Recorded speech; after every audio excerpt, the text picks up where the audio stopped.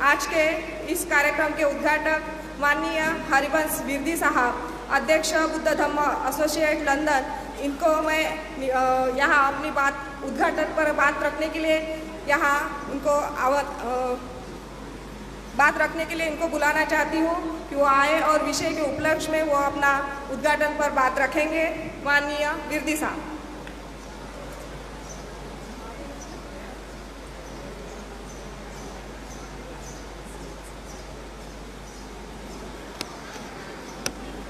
नमो बुद्धाय। जय भीम, जय भारत।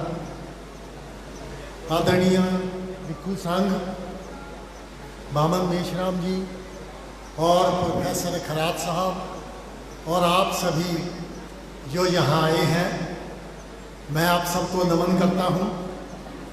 बाबा साहब की मेहरबानी से आज हम यहाँ सफ़ेद कपड़े पहन के बैठे हैं, बड़ी खुशी की बात है।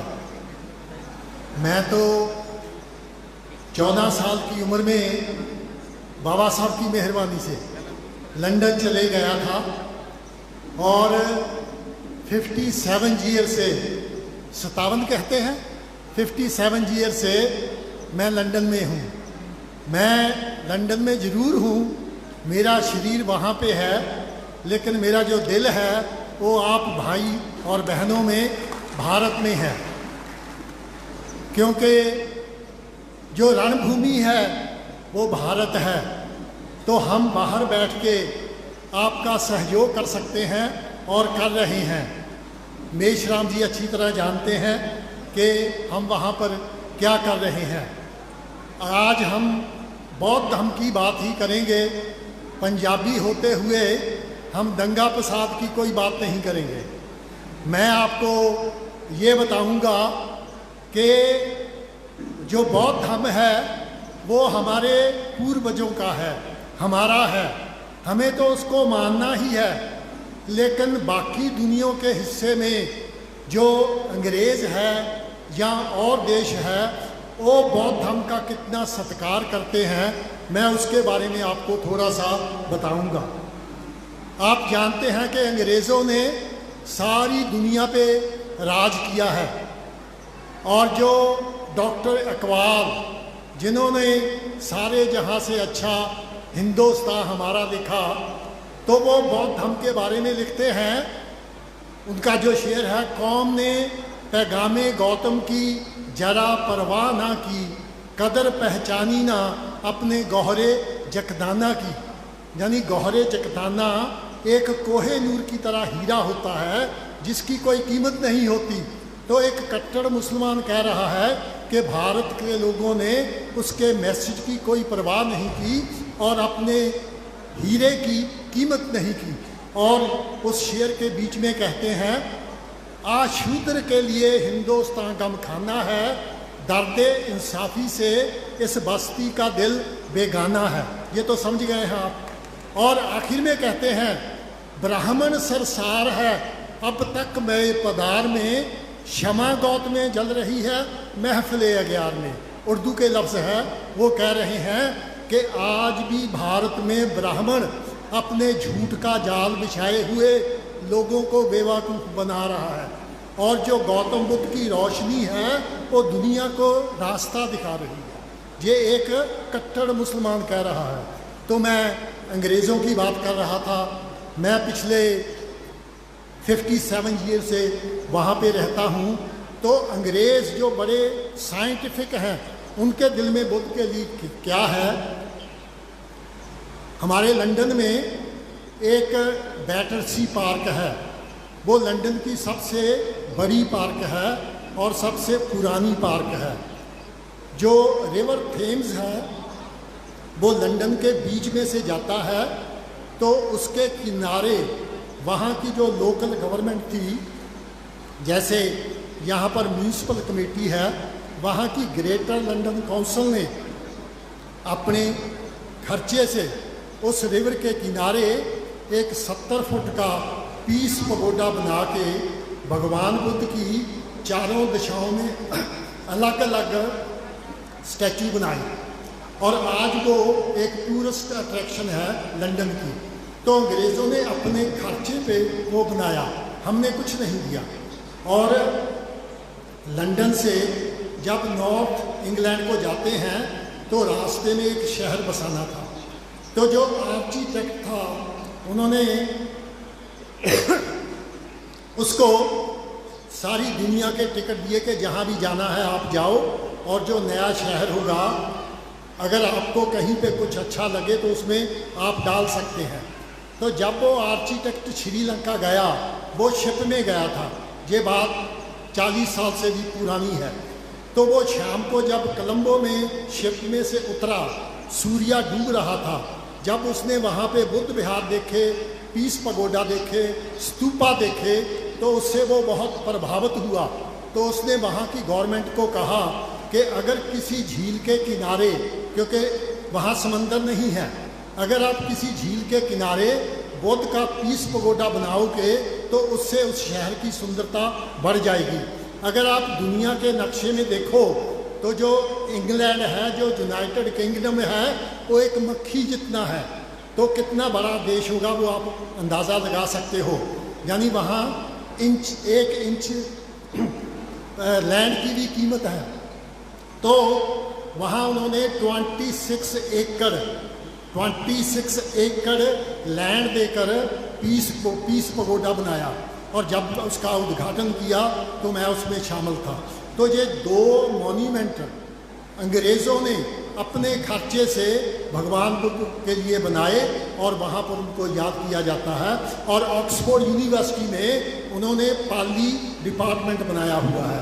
तो हमारे लिए बहुत नाज की बात है कि हमारे बुजुर्ग भगवान बुद्ध को विदेशों में भी, जो अंग्रेज़ों जैसे साइंस को मानने वाले हैं, वो भी मानते हैं। और यहाँ भारत में तो आज भी, जैसे पहले ये बुद्धिज़्म की जड़ें काट रहे थे, मुझे एक बहुत पंजाबी का शेर अब याद आता है कि ब्राह्मण के पुत्रम ना किसी के मित्रम, अगर ये मित्रम तो कुत्रम कुत्रम। यानी ब्राह्मण का जो बेटा है वो किसी का दोस्त नहीं होता, अगर दोस्त होगा वो नीचे से जो उसकी जड़ें काटता रहेगा। तो आज जब ये बाहर जाते हैं तो ये कहते हैं कि हम बौद्ध की भूमि से आए हैं। अरे वहाँ जाकर बाहर कहो तो कि हम हनुमान की धरती से आए हैं, तो वो पूछेंगे मंकी गॉड की धरती से आए हैं या राम। वहाँ इनको कोई नहीं जानता। अगर दुनिया में इंडिया का नाम है, भारत का नाम है, तो गौतम बुद्ध के नाम से है। मैं एक बात सुनाता हूँ। जब एक बार यहाँ जो डॉक्टर राधा कृष्णन, जिसके दिन पे टीचर डे मनाया जाता है, अरे भाई वो तो प्रोफेसर था, तो टीचर डे उसके नाम पे क्यों? क्योंकि वो ब्राह्मण था, इसलिए हर दिन जो है वो ब्राह्मणों को ही देना है इन्होंने। तो वो हमारे इंग्लैंड में गया 1939 में। तो इंग्लैंड में कैम्ब्रिज यूनिवर्सिटी, जो हमारे लंदन से 50 मील दूर है, उसने वहाँ पर लेक्चर करना था। अब इंग्लैंड बड़ा एडवांस कंट्री है, तो वहाँ के स्टूडेंट इकट्ठे होकर उसके पास आए कि सर, कल को जो आपकी टॉक है, जो आपका भाषण है, give us on great son of India. तो मैं ये कहता हूँ कि डॉक्टर राधा कृष्णन कंफ्यूज हो गए कि अब मैं क्या बोलूँ, कौन सा ग्रेट सन ऑफ इंडिया में ढूंढूं। अगर मैं शिव पे बोलूँगा और ये कहूँगा कि उसने अपने सर में गंगा डाल ली, तो अंग्रेज़ स्टूडेंट पानी का गिलास लाकर रख देंगे और कहेंगे कि इस एक गिलास पानी अपने सर में डाल के दिखाओ, 3 क्वार्टर नीचे गिर जाएगा। तो फिर गंगा उसके सिर में कैसे चली गई? अगर वो हनुमान पे बोलते कि उसने पहाड़ उठा लिया था, तो फिर वही स्टूडेंट सवाल करते, अरे भाई एक बंदर और पहाड़ उठा देगा? तो फिर उनको आखिर में गौतम बुद्ध मिले। उन्होंने अपनी जो स्पीच दी वो भगवान बुद्ध के ऊपर दी, और वो किताब की फॉर्मेट में मिलता है। लेकिन जैसा मैंने पहले कहा कि ब्राह्मण के पुत्र ना किसी के मित्रम, तो उसने जितना भी अपना भाषण दिया, उसने उस भाषण में ये कहा कि बुद्ध ने उपनिषदों का प्रचार किया। यानी वो ब्राह्मण है ना, उल्टी सीधी बात तो करना उसका धर्म है। तो अगर भारत के बाहर बुद्धिज़्म का नाम लेना होता है तो बुद्ध के सिवाय कोई मिलता नहीं है। अभी मैं शायद मेशराम जी को भी नहीं पता होगा, प्रोफेसर खरात को भी नहीं पता होगा, एक अंग्रेज़ हुए हैं डोनाल्ड मैकेंजी। उन्होंने 1928 में एक किताब लिखी और उसका किताब का नाम था Buddhism in UK before Christ, 1928 में। तो उस किताब में वो लिखता है कि ईसाई धर्म यूनाइटेड किंगडम में जाने से पहले वहाँ बौद्ध धर्म होता था। और पिछले महीने एक फार्मर को, जैसे महाराष्ट्र है, पंजाब है, यूपी है, बिहार है, तो हमारे उसको हेम्पशायर कहते हैं, वहाँ पर एक किसान को सोने का सिक्का मिला है जिस पे अष्टांगिक मार्ग है। तो वहाँ के जो पुरातन विभाग के लोग हैं वो ये कहते हैं कि ये 30 या 50 BC का है। तो इसका मतलब यूके में भी ईसाई धर्म से पहले बौद्ध धर्म होता था। अब उसकी अंग्रेज़ आगे स्टडी करेंगे तो पता चलेगा।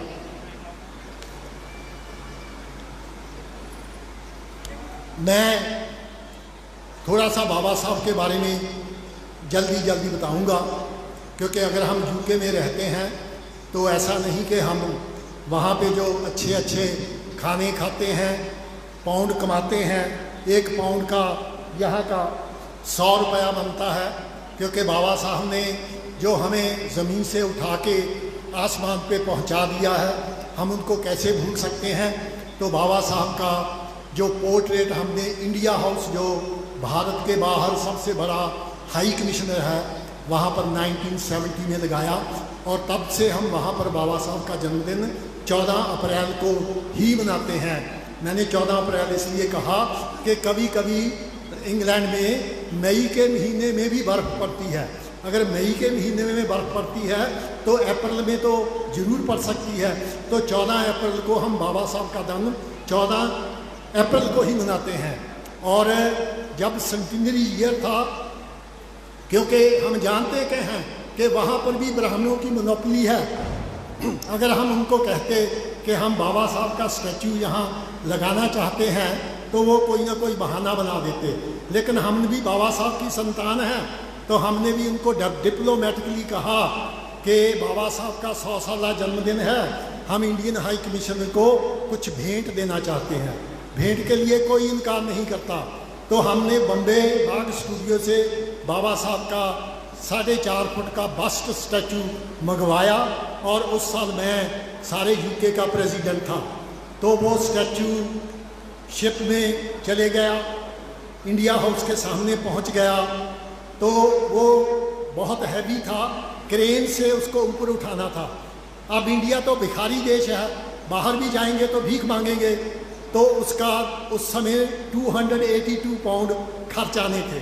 तो मुझे हाई कमीशन ने फ़ोन किया कि आपका तोहफा आ गया है, लेकिन उसको उठाने के लिए क्रेन चाहिए और क्रेन के पैसे चाहिए। हमारे पास पैसे नहीं है।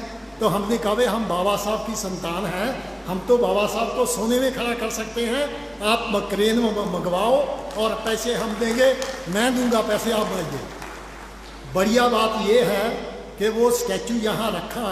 जैसे ये माहौल मान लो, वहाँ पे बहुत स्टैचू पड़े थे, लेकिन बाबा साहब का स्टैचू एक कॉर्नर में पड़ा था बड़े सम्मान के साथ। कुछ सालों के बाद जब हम वहाँ गए 14 अप्रैल को, तो हम हैरान हो गए कि सभी स्टैचू वहाँ से उठा दिए हैं, सिर्फ बाबा साहब का स्टैचू ही है। तो जब वो हाई कमीशन ने गले में गार्लैंड डाले, हार डाले, और जब वो बोला, क्योंकि सबसे पहले हाई कमीशन ही बोलता है, तो उसने कहा कि आप हैरान होंगे कि सभी स्टैचू हटा दिए हैं, बाबा साहब का स्टैचू ही है। आज से हम इस हॉल का नाम जो है वो अंबेडकर हॉल रखते हैं। यानी सेंट्रल लंदन में उनको पता है कि जो बाबा साहब के बेटे हैं, बेटियां हैं, ये बात ही इस ढंग से करते हैं।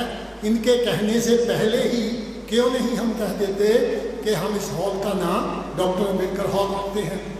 अब मैं यहाँ पे एक बात कहता हूँ कि जिन लोगों ने पूना पैक्ट के समय बाबा साहब को खून से खत लिखे थे, आज उनकी संतान जो वहाँ बैठी है, मानो इंडिया का डिफेंस मिनिस्टर जाता है, वो छोटा सा हॉल है, ज़्यादा से ज़्यादा 150 लोग वहाँ बैठ सकते हैं, तो वो हर ऑर्गेनाइजेशन को खत डालते हैं कि इंडिया का डिफेंस मिनिस्टर आया है, वो डिफेंस के बारे में बताएगा, तो अपने 2 मेंबर भेजिएगा। तो जो वो ब्राह्मणों की औलाद वहाँ बैठी है, जब उनको ये लेटर जाता होगा कि डिफेंस मिनिस्टर आ रहा है, उसका प्रोग्राम है, वेन्यू डॉक्टर अम्बेडकर हॉल, तो मैं ये कहता हूँ कि उनके सीने में अगर गोली नहीं लगती तो चक्कू जरूर लगता है कि लंदन में मैं अम्बेडकर हॉल में बैठूँगा। तो ये हमारी वहाँ पर अचीवमेंट है। वहाँ से थोड़ी दूर लंदन स्कूल ऑफ इकोनॉमिक है, यहाँ बाबा साहब पढ़े थे, तो वहाँ पर हमने बाबा साहब की पोर्ट्रेट तो 1973 में ही लगा दी थी, लेकिन सेंटिनरी ईयर में हमने वहाँ पे बाबा साहब का स्टैचू R.K. नारायण, जो उस समय वाइस प्रेसिडेंट थे, उन्होंने उनके हाथों से उद्घाटन कराया। वहाँ पे महत्वपूर्ण बात ये है कि उस यूनिवर्सिटी में अब तक सिर्फ 2 स्टैचू हैं। एक स्टैचू तो उस औरत का है जिसने वहाँ पे लाइब्रेरी बना कर दी थी, और ये कहते हुए मेरा सीना चौड़ा हो जाता है कि दूसरा स्टैचू हमारे बाबा साहब का है। 2 स्टैचू वहाँ पर है, तो ये हमारे लिए बहुत बड़ी बात है। ग्रेज इन, यहाँ पर बाबा साहब को बैरिस्टर की डिग्री मिली थी। सेंट्रल लंदन में वहाँ पर किसी का एक पोर्ट्रेट लगाने के लिए बहुत मेहनत करनी पड़ती है। आज की तारीख में बाबा साहब के ग्रेज इन में 3 पोर्ट्रेट्स हैं। कितने हैं? 3 पोर्ट्रेट्स हैं। और वहाँ पर जो प्रोफेसरों के लिए मीटिंग रूम बनाया है, उसका नाम अंबेडकर मीटिंग रूम है। तो ये सब हमने वहाँ पे किया है। जब तक हम जिंदा हैं, हम बाबा साहब के मिशन को आगे ले जाएंगे। ये जो मेशराम जी हैं, साल 2000 से मेरे मित्र हैं, इंटरनेशनली हम काम करते हैं, 4-5 बार वहाँ आ चुके हैं। एक बार इनको इटली और फ्रांस भी लेकर गए थे। तो आप जो पंजाब, महाराष्ट्र के ही नहीं, सारे भारत को मेशराम जी का सहयोग करना चाहिए, क्योंकि अगर आरएसएस को, अगर ये ब्राह्मणवाद को कोई टक्कर दे सकता है, तो ये मेशराम का जो ऑर्गेनाइजेशन है वही दे सकते हैं।